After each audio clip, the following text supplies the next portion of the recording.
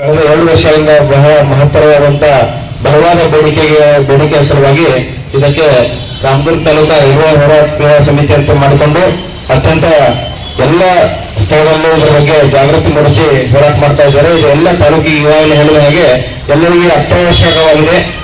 ಇವತ್ತು ಧರಣಿ ಸತ್ಯಾಗ್ರಹಕ್ಕೆ ನಮ್ಮ ಸಿದ್ದರಾಮಯ್ಯ ಸಾಹೇಬರಿದ್ದಾರೆ, ಅವರು ರೈಲ್ವೆ ಸಲಹಾ ಸಮಿತಿ ಸದಸ್ಯರು ಸಹ ಇದ್ದಾರೆ, ಡಾಕ್ಟರ್ ಕೆ ವಿ ಪಾಟೀಲ್ ಅವರು ಇದ್ದಾರೆ. ಇದರ ಇತಿಹಾಸ ಕಳೆದ 22 ವರ್ಷಗಳ ಹಿಂದೆನೆ ಈ ರೈಲ್ವೆ ಆಗಬೇಕಂತ ಏನು ಬೇಡಿಕೆ ಇದೆ ಅವಾಗಿಂದ ಹೋರಾಟ ನಡೀತಾ ಇದೆ.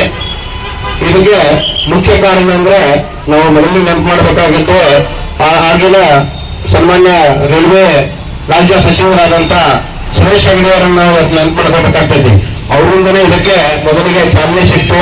ಅವರು ಇದನ್ನು ಸರ್ವೆ ಮಾಡಲಿಕ್ಕೆ ಸಾಕಷ್ಟು ಪ್ರಯತ್ನ ಮತ್ತು ಆ ಸರ್ವೆ ಸಹ ಒಂದ್ಸರಿ ಸರ್ವೆ ಸಹ ಮಾಡಿಸಿದ್ದಾರೆ. ಅವರು ಆ ಸರ್ವೆ ಆದ ನಂತರ ಈಗಾಗಲೇ ದೊಡ್ಡವರು ಹೇಳುವ ಹಾಗೆ ಅದಕ್ಕೆ ಸಾಕಷ್ಟು ಹಣ ಬಿಡುಗಡೆ ಆಗಿತ್ತು. ನಮ್ಮ ದುರ್ದೈವ ಕೋವಿಡ್ ಸಮಯದಲ್ಲಿ ಸನ್ಮಾನ್ಯ ಸುರೇಶ್ ಅಂಗಡಿ ಅವರ ತೀವ್ರ ವಿರುದ್ಧದಿಂದ ಆ ಕ್ರಿಯೆ ಮತ್ತೆ ಅಲ್ಲಿಗೆ ನಿಂತು ಆ ಅಧಿಕಾರಿಗಳ ನಿರ್ಲಕ್ಷ್ಯದಿಂದ ಅಂತ ಹೇಳಿದ್ರು ಅಲ್ಲಿ ಆ ಫೈಲ್ ಮೂವ್ಮೆಂಟ್ ಆಗಲಿಲ್ಲ. ಆದ ಕಾರಣ ಅಕಸ್ಮಾತ್ ಅವರು ಇದ್ದಿದ್ರೆ ಇವತ್ತಿಗೆ ನಾವು ಎಲ್ಲರೂ ಒಳ್ಳೆ ಕಾಣಬಹುದಿತ್ತವನೋ ಅನ್ನುವಂತ ಪರಿಸ್ಥಿತಿ ಇರ್ತಿತ್ತು. ಈಗ ಇದ್ದಂತ MP ಅವರು ಸಹ ಅದಕ್ಕೆ ಸಾಕಷ್ಟು ಕೈ ಜೋಡಿಸಿದ್ದಾರೆ ಅಂತ ಈಗಾಗಲೇ ಗೌರವ ಜವಳಿಕಾರ ಹೇಳಿದ್ದಾರೆ. ಅದೇ ರೀತಿ ಪಕ್ಷದ ಭಾರತೀಯ ಜನತಾ ಪಾರ್ಟಿ ರಾಮದುರ್ಗ ಘಟಕದ ವತಿಯಿಂದ ಈ ಹೋರಾಟಕ್ಕೆ ಸಂಪೂರ್ಣ ಬೆಂಬಲ ಯಾವಾಗಲೂ ಇದ್ದೇ ಇದೆ. 17ರಲ್ಲಿ ಈ ಸರ್ವೆ ಆಯಿತು. ಸರ್ವೆ ಆದ ನಂತರ 2 ವರ್ಷವರೆಗಿನೂ ಅದು ಸುಮಾರು 132 ಕಿಲೋಮೀಟರ್ ಲೋಕಾಪುರದಿಂದ ಧಾರವಾಡದವರೆಗೆ ಅದು ಸರ್ವೆ 1660.7 ಕೋಟಿ ರೂಪಾಯಿ ಸರ್ವೆ, 7 ಕೋಟಿ ರೂಪಾಯಿದ ಯೋಜನೆ ಸರ್ವೆ ಹಾಗೆ ಫೈಲ್ನಲ್ಲೇ ಮುಳುಗಿ ಹೋಗಿತ್ತು. ಅದನ್ನ ನಮ್ಮ ಸುರೇಶ್ ಅಂಗಡಿಯವರು, ಈ ಭಾಗದ ಜನಪ್ರಿಯ ನಾಯಕರವರು, ಒಂದಲ್ಲ ಎರಡಲ್ಲ 4 ಸಾರಿ ಅವರು ಈ ಭಾಗವನ್ನ ಲೋಕಸಭೆಯಲ್ಲಿ ಪ್ರತಿನಿಧಿಯನ್ನು ಮಾಡಿರುವಂತವರು. ಅಂತ ಧೀಮಂತ ನಾಯಕರು ರೈಲ್ವೆ ರಾಜ್ಯ ಸಚಿವರಾಗಿ ಆಯ್ಕೆ ಅದು ಅವರು ಅಧಿಕಾರ ಗ್ರಹಣ ಮಾಡಿದ್ದು 35/2019 ರಾಜ್ಯ ಸಚಿವರಾಗಿ ಅಧಿಕಾರ ಗ್ರಹಣ ಮಾಡಿದ್ರು. ತಾವು ಅಧಿಕಾರ ಗ್ರಹಣ ಮಾಡಿದ 2 ತಿಂಗಳ 7 ದಿವಸದೊಳಗೆ ಈ ಫೈಲ್ ಮತ್ತೆ ಜೀವಂತ ಪಡೆಯೋದಕ್ಕೆ ಪ್ರಯತ್ನ ಮಾಡಿದ್ರು. ಈ ಫೈಲು ಪ್ರಸ್ತಾವನೆ ಸಲ್ಲಿಸೋದಕ್ಕೆ ಸಾಧ್ಯ ಆಯಿತು. ಸಾಧ್ಯ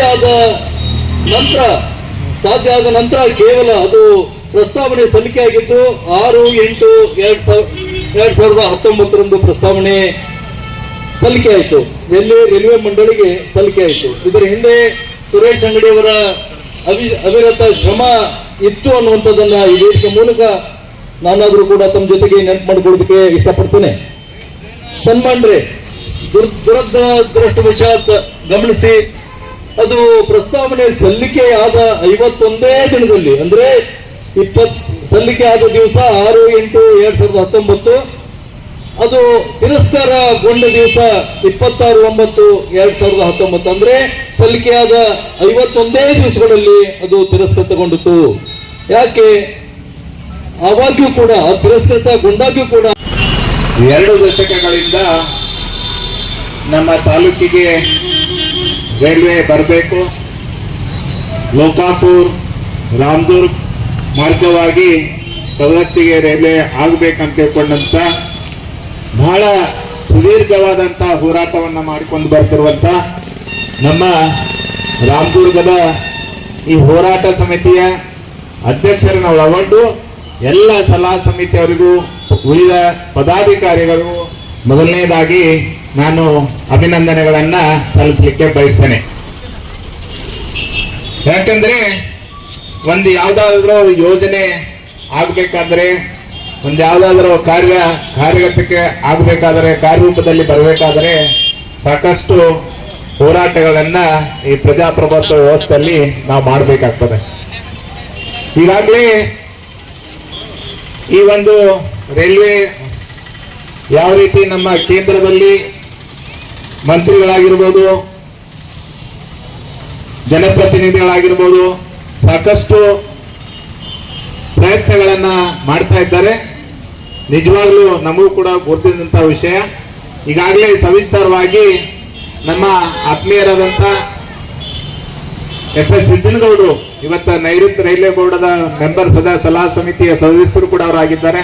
ಅವರು ಕೂಡ ಇವತ್ತು ನಮ್ಮ ಪಕ್ಷದ ಕಾರ್ಯದಲ್ಲಿ ಭಾಗವಹಿಸುವ ಮುಖಾಂತರ ಇವತ್ತು ನಮ್ಮ ಈ ಒಂದು ವೇದಿಕೆಯನ್ನು ಹಚ್ಚಿಕೊಂಡು ಸಾಕಷ್ಟು ವಿಚಾರಗಳನ್ನ ನಮ್ಮ ತಾಲೂಕಿನ ಜನತೆಗೆ ಭರವಸೆಗಳನ್ನ ಕೊಟ್ಟಿದ್ದಾರೆ.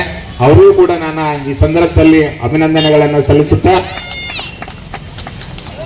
ಬಂಧುಗಳೇ, ಇವತ್ತು ದಿವಂಗತ ಸುರೇಶ್ ಅಂಗಡಿ ಅವರು ಬದುಕಿದ್ರೆ ನಾವು ಇವತ್ತೆಲ್ಲರೂ ರೈಲ್ವೆದಲ್ಲಿ ಓಡಾಡಬೇಕಾಗುತ್ತಿತ್ತು. ಸತ್ಯವಾಗ್ಲೂ ನಾವೆಲ್ಲರೂ ಈ ರೈಲ್ವೆ ಕಾರ್ಯಗತ ಆಗೇ ಆಗ್ತಿತ್ತು. ಆದರೆ ದುರ್ದೈವಶಾತ ನಾವು ಅವ್ರನ್ನ ಕಳೆದುಕೊಂಡಿವಿ. ಆದ್ರೆ ಅದಾದ ನಂತರ ನಮ್ಮ ರಾಜ್ಯ ಕಂಡಂತ ಮಾಜಿ ಮುಖ್ಯಮಂತ್ರಿಗಳು, ಕ್ರಿಯಾಶೀಲ ಲೋಕಸಭಾ ಸದಸ್ಯರು ಮಾನ್ಯ ಜಗದೀಶ್ ಶೆಟ್ಟರ್ ಅವರಾಗಿರ್ಬೋದು ಮತ್ತು ರಾಜ್ಯಸಭಾ ಸದಸ್ಯರಂತ ಹಿರಣ್ಣ ಕಡಾಡಿ ಅವರಾಗಿ ಸಾಕಷ್ಟು ಭೇಟಿಯಾದ ಸಂದರ್ಭದಲ್ಲಿ ವಿಚಾರಗಳನ್ನು ನಾವು ಪ್ರಸ್ತಾಪವನ್ನು ಮಾಡಿದ್ದೀವಿ. ಯಾಕಂದ್ರೆ ಹೋದ ವರ್ಷ ಇವತ್ತ ತಾಲೂಕಿನಲ್ಲಿ ಜಾತ್ಯತೀತವಾಗಿ ಪಕ್ಷಾತೀತವಾಗಿ ಎಲ್ಲ ಸಂಘಟನೆಗಳು ಎಲ್ಲರೂ ಸೇರಿಕೊಂಡು ಬೃಹತ್ ಹೋರಾಟವನ್ನ ಮಾಡಿದ್ದೀವಿ. ಆ ಒಂದು ನಿಟ್ಟಿನಲ್ಲಿ ಇವತ್ತ ನಮ್ಮ ಜನಪ್ರತಿನಿಧಿಗಳು ಈ ಒಂದು ರೈಲ್ವೆ ಮಾರ್ಗವನ್ನ ನಮ್ಮ ಭಾಗಕ್ಕೆ ಮಾಡಬೇಕಂತ ಬಹಳ ಉತ್ಸುಕತೆಯನ್ನು ಹೊಂದಿದ್ದಾರೆ. ಹಲವಾರು ಸಮಯ ಹಲವಾರು ವೇಳೆ ಅವರು ಕೇಂದ್ರ ರೈಲ್ವೆ ಸಚಿವರಿಗೂ ಹಾಗೂ ನಮ್ಮ ರಾಜ್ಯ ಸಚಿವರಾದಂತಹ ವಿ ಸೋಮಣ್ಣ ಅವರಿಗೂ ನಾವು ಕೂಡ ಅವರಿಗೆ ಮನವಿಯನ್ನು ಕೊಟ್ಟಿದ್ದೀವಿ.